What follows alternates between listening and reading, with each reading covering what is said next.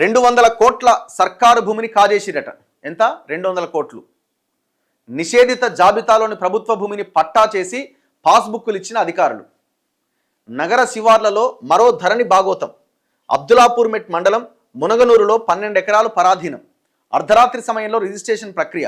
Registration document, pass పుస్తకం, నాలా రికార్డుల్లో వేరువేరు సర్వే నెంబర్లు. సుమోటోగా విచారణ చేపట్టిన సిసిఎల్ఏ అట. ఇప్పుడు విషయం ఏంటంటే, ఈ ధరణి అక్రమాల్లో విచారణ చేసి ఎవడైతే నిందితులు ఉన్న వాళ్ళని శిక్షించాల్సి వస్తే ఫస్ట్ ఇప్పుడు రేవంత్ రెడ్డి పక్కనే ఒక వ్యక్తి ఉన్నాడు, ఐఏఎస్ నవీన్ మిట్టల్ అని. ఆయనని ఫస్ట్ జైలు వేయాలి. ఆయననే పక్కన పెట్టుకొని ధరణి అక్రమాల మీద నేను విచారణ చేస్తా అంటే ఏం అర్థం ఉన్నది అందులో? దానికి ఏమైనా అర్థం ఉందా? ఇప్పుడు ఈ నిషేధిత జాబితాలో ఉన్న గవర్నమెంట్ ల్యాండ్ని బయటకు తీసి రిజిస్ట్రేషన్ చేసిన దొంగలు ఎవరు? వాడు అమయ్ కుమార్ అంటాడు, ఈ నవీన్ మిట్టల్ అంటాడు. మేము మొన్న పోయినాం కదా, మేము నెల రోజుల కింద తిరుమలగిరిలో 8 ఎకరాల government land, overlap survey number. ఇటు తిరుమలగిరి, అటు బాలనగర్, కూకట్పల్లి కిందికి వస్తుంది. ఇది 157 సర్వే నెంబర్ కింద ఉంటుంది, అది 57 సర్వే నెంబర్ కింద ఉంటుంది. ఏ రకంగా చూసినా అది ప్రైవేట్ ల్యాండే, గవర్నమెంట్ ల్యాండే. నేను మండల సర్వేయర్తో మాట్లాడితే అది గవర్నమెంట్ ల్యాండ్, అది నా సర్వే లేకుండానే ఎంఆర్ఓ అసిస్టెంట్తో లెటర్ రాసి నేను సర్వే చేసినట్టుగా దొంగ సంతకాలు పెట్టిండని సర్వేయర్ ఓపెనింగ్ లైవ్లో చెప్పిండు. అక్కడ ఆర్డీఓ హైదరాబాద్ ఆర్డీఓ సాయిరామ ఏమో దొంగ, ఆయన అదే పని చేసినాడు. మరి ఆ 8 ఎకరాల గవర్నమెంట్ ల్యాండ్ ఎట్లా మారిందంటే నవీన్ మిట్టల్ చేసిండు. అదే కేసులో నవీన్ మిట్టల్ గతంలో సస్పెండ్ అయ్యిండు 2000 అప్పుడు ఉమ్మడి ఆంధ్రప్రదేశ్లో ఉన్నప్పుడు.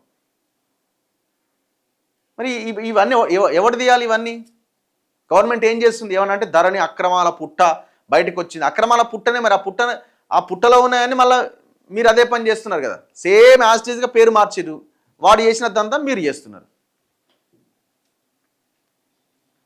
ఎంత ఘోరం అసలు ఇది! ఇగో మునగనూరులో అధికారులు పట్టాభూమిగా మార్చిన గవర్నమెంట్ ల్యాండ్ అట. మీరు ఇక్కడ వెళ్ళండి, నాదరుగుల భూములు 370 ఎకరాలకు సంబంధించిన భూమి ఎట్లా ప్రైవేట్ చేతులకు పోయింది? మరి దాని మీద ఎందుకు యాక్షన్ లేదు? ఎవడు మాట్లాడు దాని మీద కూడా. ధరణిలో సూపర్ అడ్మిన్ సైట్లో రైతు భూమి అతని పేరు పైన, అతనికి తెలియకుండానే మరొకరికి సేల్ డీడ్ అట. ఈసీలో తెలిసిన నిజం, కోట్ల రూపాయలు అక్రమ లావాదేవీలు. రంగారెడ్డి, సంగారెడ్డి, మల్కాజ్గిరి జిల్లాల్లో అక్రమాలు.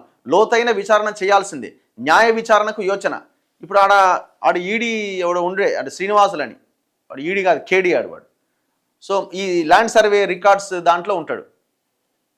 మొన్న ఏసీబీ రైడ్స్లో ఎక్కడో దొరికినట్టున్నాడు దొంగ. మొత్తం ఇట్లాంటి వాళ్ళని పెంచి పోషించి పోయిన గవర్నమెంట్లు. ఈ గవర్నమెంట్ వచ్చిన తర్వాత సేమ్ యాజ్ ఇట్ ఈజ్ అట్లే నడుస్తున్నది.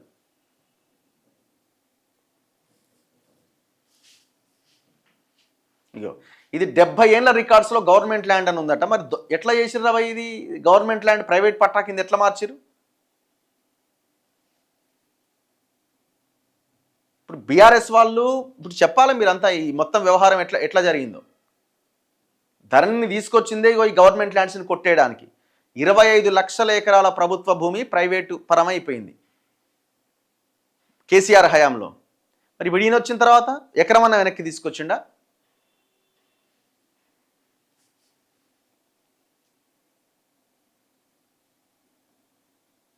ఇక మునగనూరులోని సర్వే నెంబర్ 44లో 44 ఎకరాల గవర్నమెంట్ ల్యాండ్ ఉంది. ఇందులో కొంత భూమిని గతంలో పేదలకు అసైన్ చేశారు. మిగతా భూమి ప్రభుత్వ రికార్డ్స్లో ప్రభుత్వ పోరంబోకు భూమిగా నమోదైంది.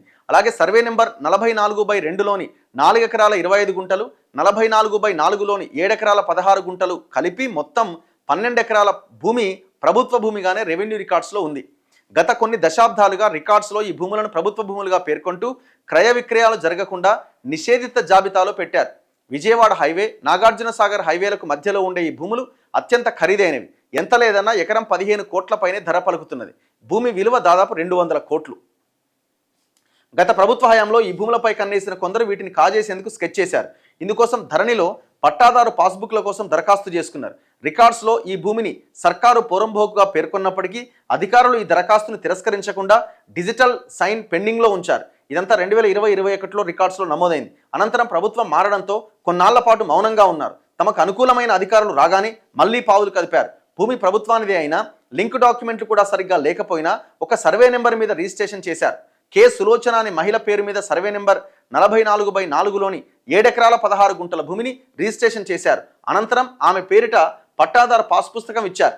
ఆ పాస్ పుస్తకం ఆధారంగా ఈ భూమిని సులోచన 2024 మే 28 రాత్రి 9:29 మేరుగు గోపాల్ అనే వ్యక్తికి విక్రయించారు. 9:29కి ఆఫీస్ ఎట్లా ఓపెన్ అయింది రాబాయ్? ఓపెన్ అవుతుంది, 12 గంటలకు కూడా ఓపెన్ అవుతుంది. ఎంత ఘోరం అసలు ఇది, ఎంత అన్యాయం ఇది.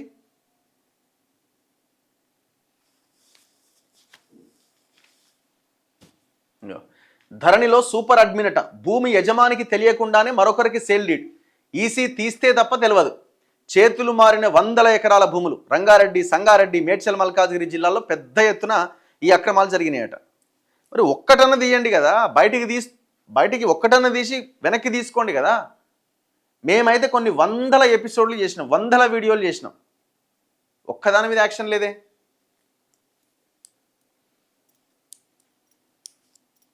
ఇప్పుడు గీడ వర్టెక్స్ అది పెద్దదా, వెస్టర్న్ కన్స్ట్రక్షన్ అని పుప్పాలగూడలో సేమ్ అది కూడా అంతే కదా. 3,000 కోట్ల రూపాయల భూమి అది దగ్గర.